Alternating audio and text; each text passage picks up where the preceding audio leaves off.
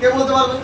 Chemo taxonomy মানে হচ্ছে যে কেমিক্যাল কনস্টিটিউয়েন্ট, এই যে কোষ, প্রত্যেকটা জীব ইউক্যারিওটিক হোক, প্রোক্যারিওটিক হোক, এককোষী হোক, বহুকোষী হোক, কোষ দিয়ে তৈরি তো।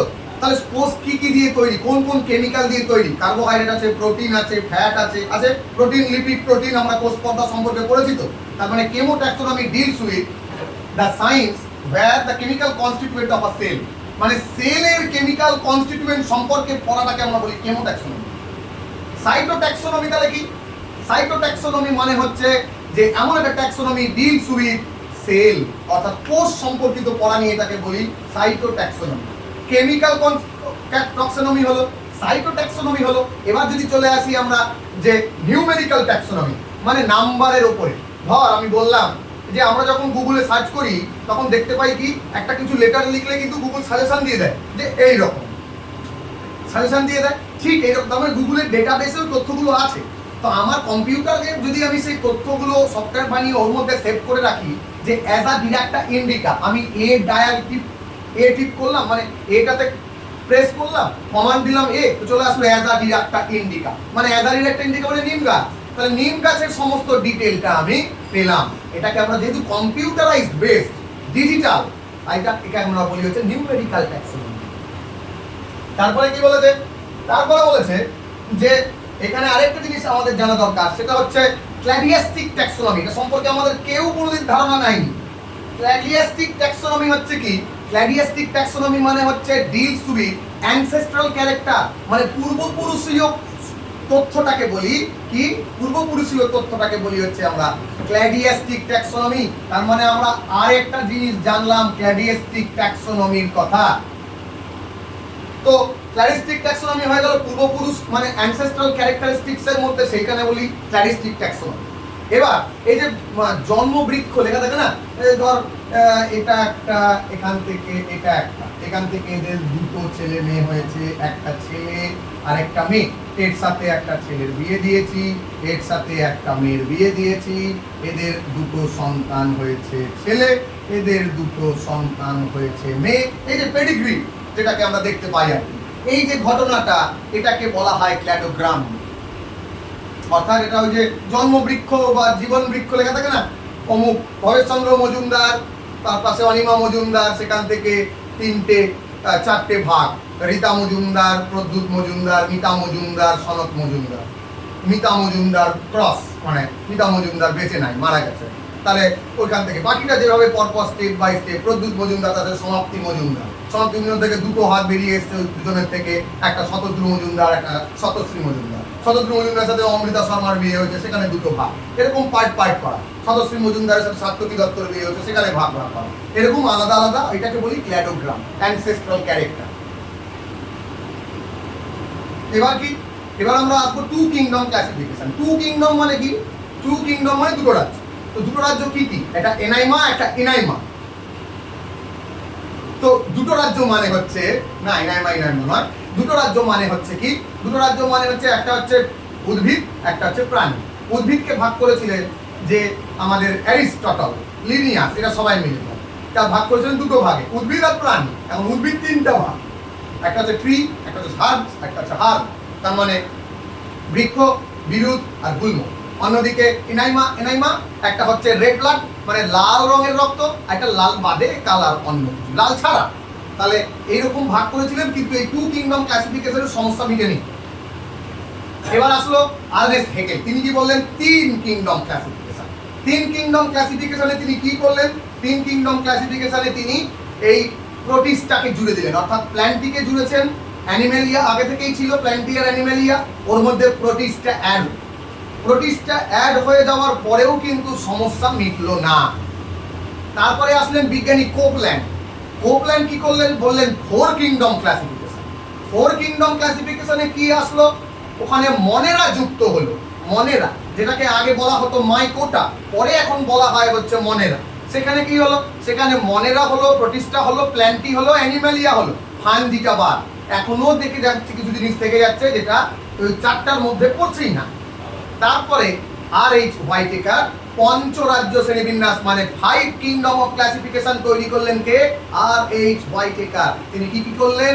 মনেরা, প্রোটিস্টা, ফানজি, প্ল্যান্টি, অ্যানিমালিয়া, 5টা রাজ্য শ্রেণীবিন্যাস পাওয়া গেল। এখন আস্তে আস্তে আমরা কি করলো, এখন বর্তমানে গিয়ে দাঁড়িয়েছে কি না, বর্তমানে যেটা দাঁড়িয়েছে সেটা 6 কিংডম ক্লাসিফিকেশন। মানে মনেরাটা আবার ক্লাসিফাই হয়েছে কিসে, আর্কি ব্যাকটেরিয়া আর ইউ ব্যাকটেরিয়া, ওটা আরেকটা ভাগ।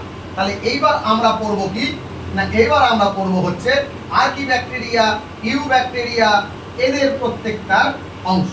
তো সবার প্রথমে আমরা মনেরার কথাটা পড়ি।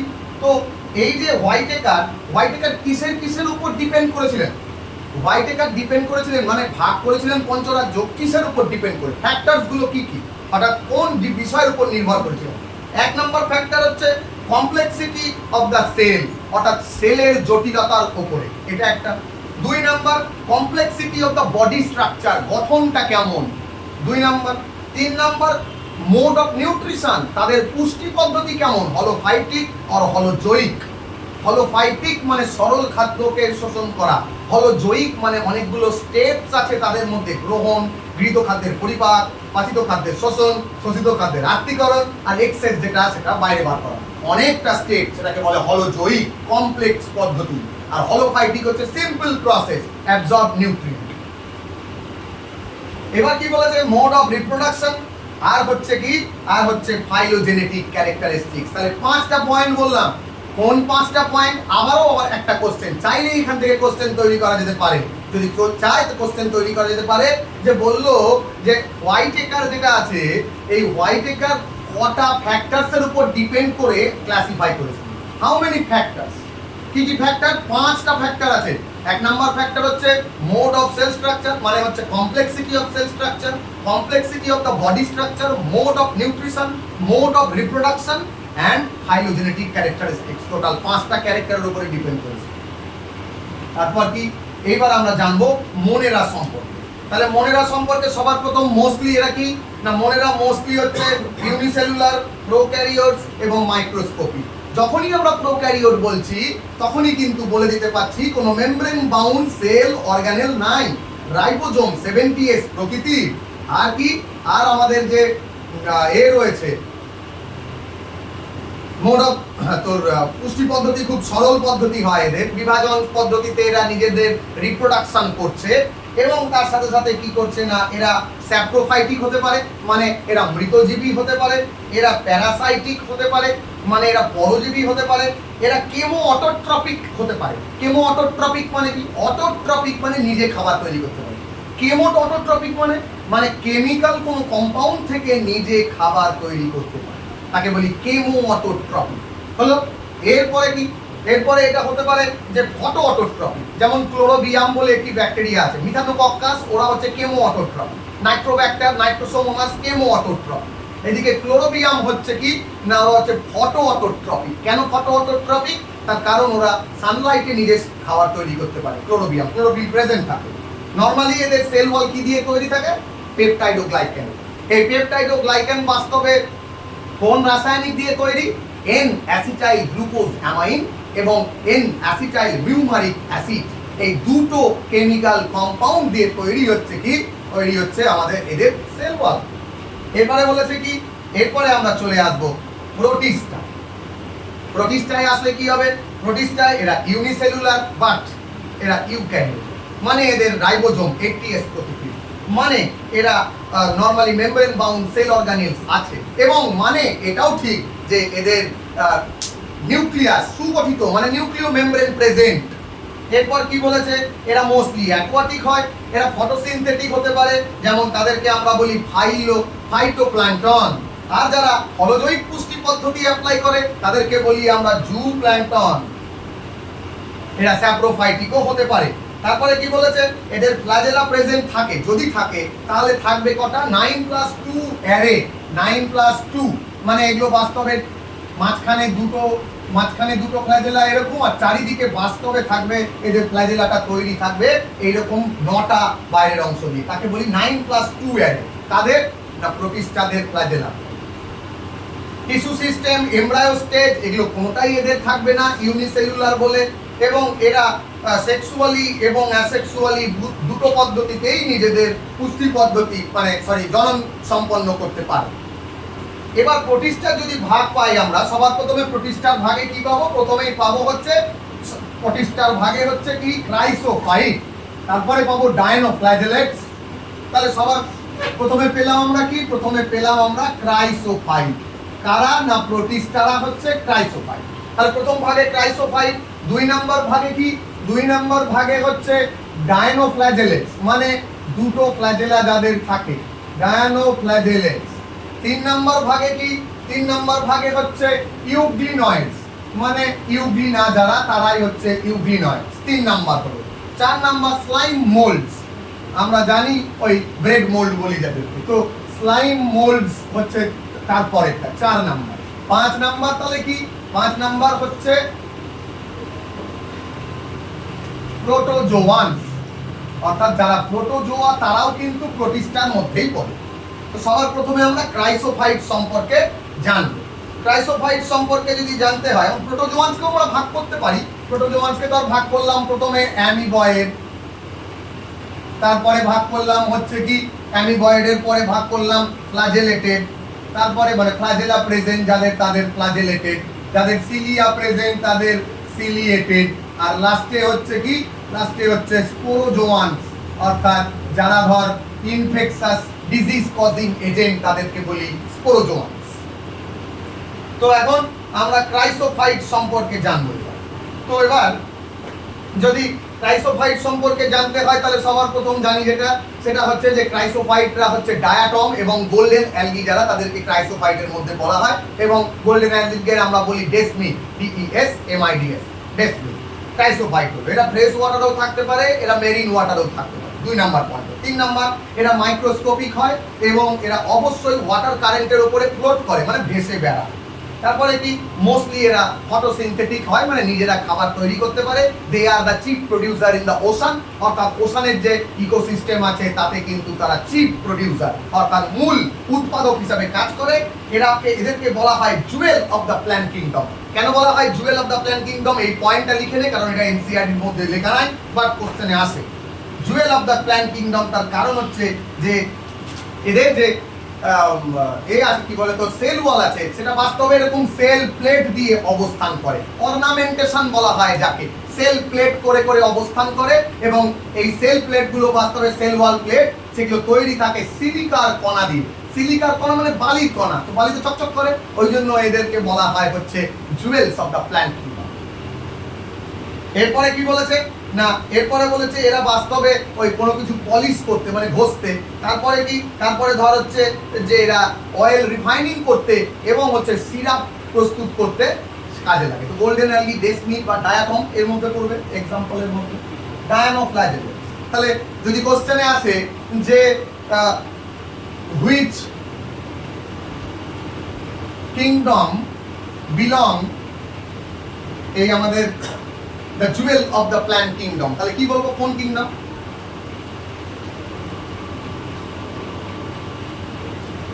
প্রোটিস্টা। তার মানে প্রোটিস্টার মধ্যে পড়ছে তো কিংডমটা, প্রোটিস্টা রাজ্য তো প্রোটিস্টা। আচ্ছা, তাহলে আমরা বললাম হচ্ছে কি? আমরা বললাম যে Jewel of the plant kingdom actually কাদেরকে বলে? Jewel of the plant kingdom actually বলে ক্রাইসোফাইটসদের, মানে ডায়াটম। এরপরে আমরা কি করব? এরপরে আমরা জানবো ডায়নোফ্ল্যাজেলেটস, মানে 2 নম্বরেরটাতে হচ্ছে ডায়নোফ্ল্যাজেলেটস। এটা 1 নাম্বার ছিল, এটা 2 নাম্বার, এটা 3, এটা 4 এবং এটা 5।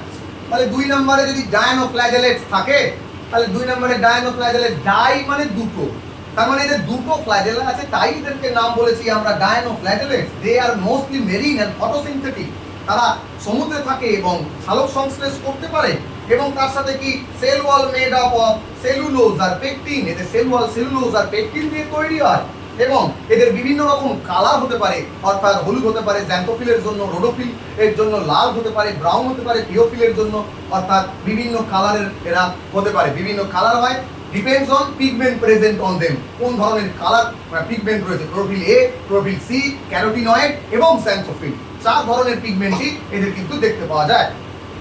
তারপরে বলেছে এদের দুটো ফ্ল্যাজেলা থাকে, একটা লম্বালম্বি, একটা আড়াআড়ি, মানে একটা লঙ্গিটিউডিনাল আর একটা হচ্ছে তোর মানে এরকম একটা আর যেটা থাকে সেটা হচ্ছে মোটামুটি 90 ডিগ্রি অ্যাঙ্গেল করে, ট্রান্সভার্স যাকে আমরা বলি আর। তারপরে বলেছে সেল ওয়াল অ্যারেঞ্জিং অর্নামেন্টেশন, আমি বললাম আগে যে এরকম অলংকারের মতো হয়ে থাকে। আর কি, they are responsible for the red tide in the ocean, অর্থাৎ এরা যে লাল রয়েছে, লাল কালার পিগমেন্টেড থাকার জন্য রেড টাইড ইন ওশান দেখতে পাওয়া যায় এই ডায়নোফ্ল্যাজেলেটস এর জন্য। ঠিক আছে, যেমন রেড টাইড এর জন্য কাজ যে মানে তোর রেসপন্সিবল সে হচ্ছে গনিওলাইটস। এবার কি বলেছে, এবার বলেছে এরা এক ধরনের টক্সিন রিলিজ করে, টক্সিনটার নাম লেখা নাই, লিখেন টক্সিনটার নাম লেখা নাই। এরা যে টক্সিনটা রিলিজ করে তার নাম স্যাক্সিটক্সিন।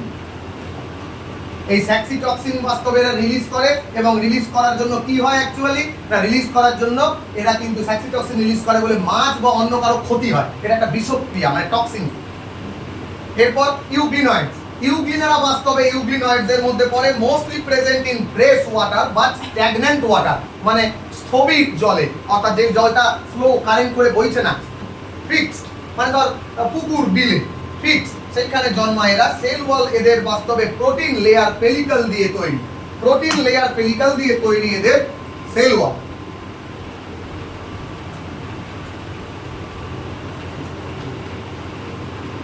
প্রোটিন লেয়ার দিয়ে তৈরি, এবং সেল ওয়াল প্রোটিন লেয়ার দিয়ে তৈরি বলে, পেলিকল দিয়ে তৈরি বলে এদের সেল ওয়ালটা বাস্তবে এরকম স্থিতিস্থাপক অর্থাৎ ইলাস্টিসিটি দেখতে পাওয়া যায়, মানে ফ্লেক্সিবল সেল ওয়াল। তার মানে flexible cell wall, this character is belong to euglenoids. Euglenoids এর ক্ষেত্রে সেল ওয়াল ফ্লেক্সিবল থাকে।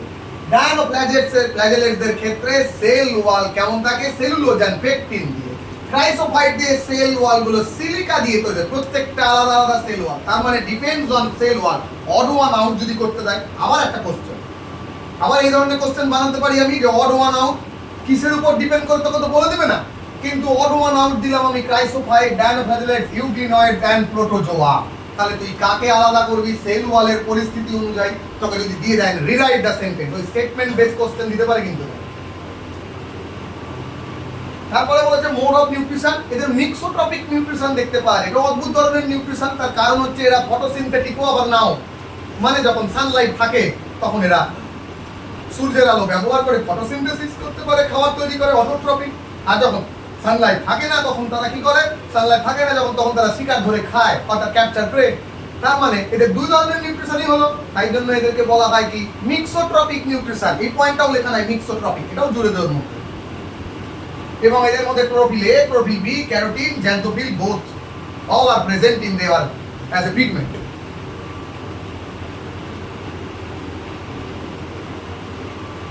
স্লাইম মোল্ডস, তাই তো? আচ্ছা, স্লাইম মোল্ডস এর মধ্যে কি আছে, আমরা আর্কি ব্যাকটেরিয়া, ইউ ব্যাকটেরিয়ার কথাটা মনে রাখতে থেকে পড়িনি, পড়ব।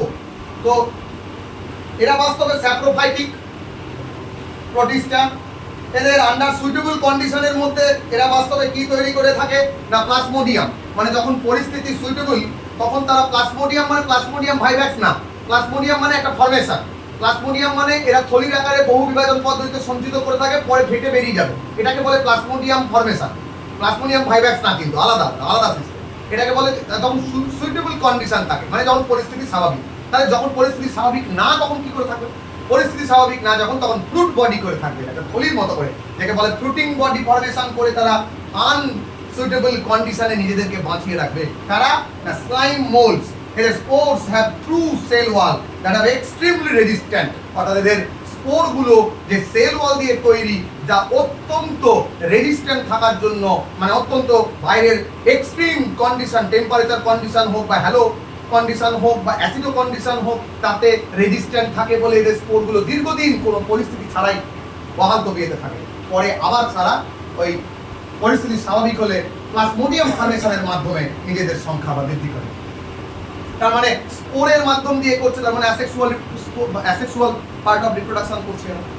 আচ্ছা, এবং এদের এরপরে কি আসবো না ওয়াটার কারেন্ট দিয়ে এরা বয়ে বেড়াচ্ছে, অর্থাৎ এরা ওয়াটার কারেন্ট দিয়ে ভেসে বেড়ায়, মানে জলের মধ্যে ভাসে বলে, যেহেতু এরা অ্যাকোয়াটিক, নর্মালি সবাই অ্যাকোয়াটিকই হয় এদের ক্ষেত্রে স্পোরগুলো। এবং তারপরে আসছি আমরা কিসে না প্রোটোজোয়ান্স, অর্থাৎ এইখানে আসছি আমরা। ইউগ্লিনয়েডস হলো স্লাইম মোল্ডস এর কথা বললাম, এবার আমরা প্রোটোজোয়াতে আসি। প্রোটোজোয়াতে প্রথমেই আছে অ্যামিবায়োয়েড প্রোটোজোয়া। অ্যামিবায়োয়েড প্রোটোজোয়া হচ্ছে present in the fresh water, marine water এবং ড্যাম্প সয়েল সবকিছুতেই থাকতে পারে।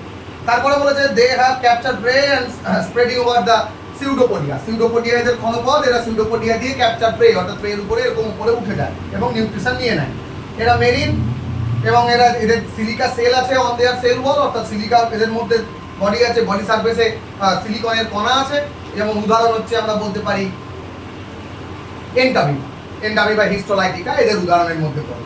তারপরে বলছে কি ফ্ল্যাজেলেটেড প্রোটোজোয়ান্স, অর্থাৎ যে প্রোটোজোয়ান্সের মধ্যে ফ্ল্যাজেলা প্রেজেন্ট থাকে স্বাভাবিকভাবে এরা ফ্রি লিভিংও হতে পারে, প্যারাসাইটিকও হতে পারে। এরা ফ্ল্যাজেলা থাকে এদের দেহে, এক্সাম্পল হচ্ছে ট্রাইপ্যানোসোমা গ্যাম্বিয়েন্সি, মানে ঘুম রোগ যেটা হয় স্লিপিং সিকনেস, এই কারণে হয়। তারপরে বলেছে কি না সিলিয়েটেড প্রোটোজোয়ান্স, এরা থাউজেন্ড অফ সিলিয়া এদের দেহে প্রেজেন্ট থাকে। সিলিয়া বাস্তবে এদের লোকোমোটরি অর্গান, এরা মোস্টলি অ্যাকোয়াটিক, জলেই দেখতে পাওয়া যায় এবং দে হ্যাভ দ্য গালেট। গালেট মানে এক ধরনের গহ্বরের মতো থাকে গালেট, তাকে বলা হয় GULLET। তাহলে gullet present on which part of protozoa? Gullet present on the ciliated protozoa. Gullet present on the ciliated protozoa. তাহলে সিলিয়েটেড প্রোটোজোয়ার উপরে গালেটটা প্রেজেন্ট থাকে। গালেট মানে গালেটটা বাস্তবে একটা গহ্বরের মতো, যে গহ্বরটা খাদ্যের উপর এরকম মইয়ের মতো চেপে যায় আর ল্যাডার লাইক সিস্টেমে এবং সেখান থেকে নিউট্রিশনটা নিয়ে নেয়। তারপরে লাস্টে বলেছে স্পোরোজোয়ান্স। স্পোরোজোয়ান্সের মধ্যে বলেছে এরা ইনফেকশাস। আমি আগেই বলে দিয়েছিলাম এরা ইনফেকশাস এবং সিলিয়েটেডের এক্সাম্পল বলে দিইনি। সিলিয়েটেড হচ্ছে প্যারামেসিয়াম এবং স্পোরোজোয়ান্সের মধ্যে বলেছিলাম এরা হচ্ছে কি বাস্তবে এরা ক্ষতিকারক ডিজিজ কজিং একটা পার্ট, মানে প্রোটিন ডিজিজ কজ করে, অর্থাৎ রোগ ছড়ায়। ইনফেকশাস মানে সংক্রামক, যেমন আমরা বলতে পারি ম্যালেরিয়া রোগ ছড়ায় প্লাজমোডিয়াম ভাইরাস। ঠিক আছে?